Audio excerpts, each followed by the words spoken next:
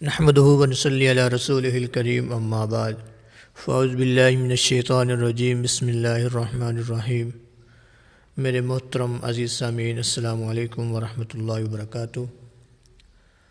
آج آپ حضرات کے سامنے ایک بہت ہی اہم موضوع پر لب گشائی کر رہا ہوں۔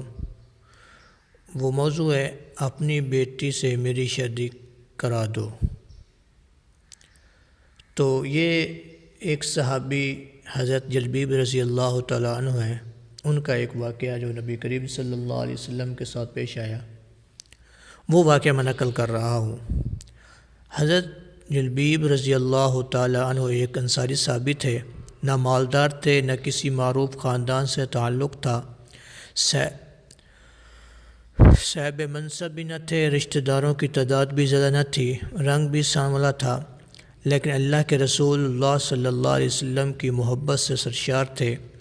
بھوک کی حالت میں پھٹے پرانے کپڑے پہنے اللہ کے رسول کی خدمت میں حاضر ہوتے، علم سیکھتے، صحبت سے فیض یاب ہوتے۔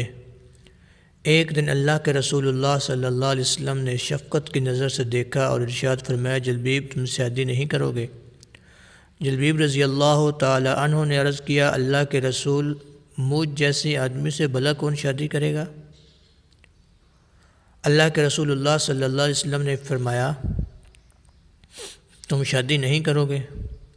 اور وہ جواباً نظر گزار ہوا کہ اللہ کے رسول صلی اللہ علیہ وسلم بھلا مجھ سے کون شادی کرے گا؟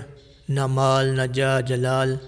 اللہ کے رسول اللہ صلی اللہ علیہ وسلم تیسری مرتبہ پھر ارشاد فرمایا، جلبیب تم شادی نہیں کرو گے؟ جواب میں انہوں نے پھر وہی کہا کہ اللہ کے رسول مجھ سے شادی کون کرے گا؟ کوئی منصب نہیں ہے، میری شکل بھی اچھی نہیں ہے، نہ میرا خاندان بڑا ہے، نہ مال دولت رکھتا ہوں، مجھ سے کون شادی کرے گا؟ اللہ کے رسول اللہ صلی اللہ علیہ وسلم نے ارشاد فرمایا، فلاں انصاری کے گھر جاؤ اور ان سے کہو کہ اللہ کے رسول صلی اللہ علیہ وسلم نے تمہیں سلام کہا ہے اور فرما رہے ہیں کہ اپنی بیٹی سے میری شادی کر دو۔ جلبیب رضی اللہ تعالیٰ خوشی خوشی اس انصاری کے گھر گئے، دروازے پر دستک دی، گھر والوں نے پوچھا کون؟ کہا جلبیب ہوں۔ گھر والوں نے کہا کہ ہم تو تمہیں نہیں جانتے، نہ تم سے کوئی غرض ہے۔ خیر گھر کا مالک باہر نکلا، ادھر جلبیب رضی اللہ عنہ کھڑے تھے۔ پوچھا کیا چاہتے ہو، کدھر سے آئے ہو؟ کہا اللہ کے رسول صلی اللہ علیہ وسلم نے تمہیں سلام بھجوایا ہے۔ یہ سننے کی دیر تھی کہ گھر میں خوشی کی لہر دوڑ گئی کہ اللہ کے رسول صلی اللہ علیہ وسلم کا ہمیں سلام، اور آپ صلی اللہ علیہ وسلم نے ہمیں سلام کا پیغام بھجوایا ہے۔ ارے یہ تو بڑی خوش بختی کے مقام ہے کہ ہمیں اللہ کے رسول صلی اللہ علیہ وسلم نے سلام کہلا بھیجا ہے۔ جلبیب رضی اللہ عنہ کہنے لگے، آگے بھی سنو، اللہ کے رسول صلی اللہ علیہ وسلم نے تمہیں حکم دیا ہے کہ اپنی بیٹی کی شادی مجھ سے کر دو۔ صاحب خانہ نے کہا ذرا انتظار کرو، میں لڑکی کی ماں سے مشورہ کر لوں۔ اندر جا کر لڑکی کی ماں کو پیغام پہنچایا اور مشورہ پوچھا۔ وہ کہنے لگی، نہ قسم اللہ کی میں اپنی بیٹی کی شادی ایسے شخص کے نہیں کروں گی، نہ خاندان، نہ شہرت، نہ مال، نہ دولت۔ ان کی نیک سیرت بیٹی بھی گھر میں ہونے والی گفتگو سن رہی تھی اور جان گئی تھی کہ حکم کس کا ہے، کس نے مشورہ دیا ہے۔ سوچنے لگی، اگر اللہ کے رسول صلی اللہ علیہ وسلم اس رشتہ داری پر راضی ہیں تو اس میں یقیناً میرے لیے بھلائی اور فائدہ ہے۔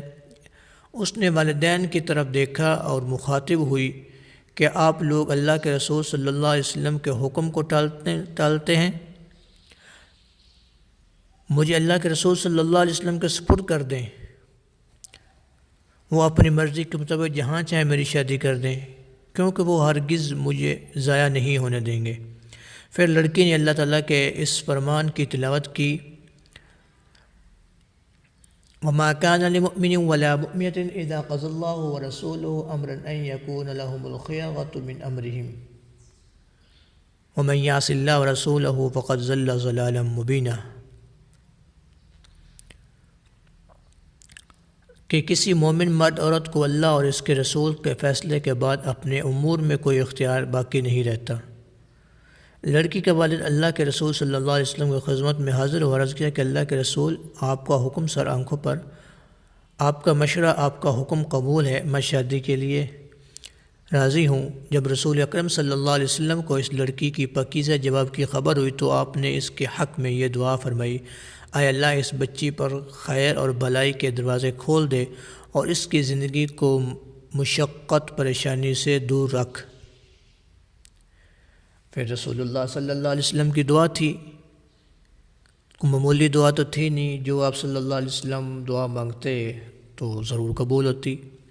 پھر جلبیب رضی اللہ تعالیٰ عنہ کے ساتھ اس شادی ہو گئی۔ مدینہ منورہ میں ایک اور گھرانہ آباد ہو گیا جس کی بنیاد تقوی اور پرہیزگاری پر تھی، جس کی چھت مسکنت محتاجی تھی، جس کی آرائش و زیبائش تکبیر و تحلیل تسبیح تحمید تھی۔ اس مبارک جوڑے کی راحت نماز اور دل کا اطمینان تپتی دوپہر کو نفلی روزوں میں تھا۔ رسول اللہ صلی اللہ علیہ وسلم کی دعا کی برکت سے یہ شادی خانہ آبادی بڑی ہی برکت والی ثابت ہوئی۔ تھوڑے ہی عرصے میں ان کے مالی حالات اس قدر اچھے ہو گئے کہ راوی کا بیان ہے کہ مالی حالات اس قدر اچھے ہوئے کہ انصاری گھرانوں کی عورتوں میں سب سے خرچیلا گھرانہ اس لڑکی کا تھا، یعنی کہ سب سے زیادہ خرچہ کرنے والا گھر یہی تھا۔ ایک جنگ میں اللہ تعالیٰ نے مسلمانوں کو فتح نصیب فرمائی۔ رسول اللہ صلی اللہ علیہ وسلم نے اپنے صحابی سے دریافت فرمایا، دیکھو تمہارے کوئی ساتھی بچھڑ تو نہیں گیا؟ مطلب یہ تھا کہ کون کون شہید ہو گیا؟ صحابی نے عرض کیا کہ ہاں فلاں فلاں حضرات موجود نہیں ہیں۔ پھر ارشاد ہوا، کیا تم کسی اور کو گم پاتے ہو؟ صحابی نے عرض کیا نہیں۔ آپ نے فرمایا، لیکن مجھے جلبیب نظر نہیں آ رہا، اس کو تلاش کرو۔ چنانچہ اس کو میدان جنگ میں تلاش کیا گیا۔ وہ منظر بڑا عجیب تھا۔ میدان جنگ میں ان کے ارد گرد 7 کافروں کی لاشیں تھیں، گویا ان 7 سے لڑ رہے تھے۔ پھر 7 کو جہنم رسید کر کے شہید ہوئے۔ اللہ کے رسول اللہ صلی اللہ علیہ وسلم کو خبر دی گئی، رؤوف الرحیم پیغمبر تشریف لائے۔ اپنے پیارے ساتھی کی نعش کے پاس کھڑے ہوئے منظر کو دیکھا، پھر فرمایا، اس نے 7 کافروں کو قتل کیا، پھر دشمنوں نے اس سے قتل کر دیا، یہ مجھ سے ہے، میں اس سے ہوں۔ پھر آپ نے اپنے پیارے ساتھی کو اپنے ہاتھوں میں اٹھایا، اور شان یہ تھی کہ اکیلے ہی، کسی اور نے نہیں اٹھایا، جیسے دونوں ہاتھوں سے بچوں کو اٹھاتے ہیں ایسے دونوں ہاتھوں سے آپ صلی اللہ علیہ وسلم نے ان کو اکیلے اٹھایا۔ اپنے دونوں بازوؤں کا سہارا اسے میسر تھا۔ جلبیب رضی اللہ تعالیٰ عنہ کے لیے قبر کھودی گئی۔ پھر نبی کریم صلی اللہ علیہ وسلم نے اپنے دستہ مبارک سے انہیں قبر میں رکھا۔ یہ کس قدر خوش نصیب حضرت جلبیب رضی اللہ تعالیٰ عنہ ہے، اور وہ خاتون جس نے آپ صلی اللہ علیہ وسلم کے حکم پر اپنی زندگی جو ہے وہ آپ صلی اللہ علیہ وسلم کے سپرد کر دی۔ اللہ رب العزت سے دعا ہے کہ اللہ رب العزت ہمیں نبی کریم صلی اللہ علیہ وسلم کے مبارک طریقوں کے مطابق، ان کے حکم کے مطابق زندگی گزارنے والا بنائے۔ السلام علیکم۔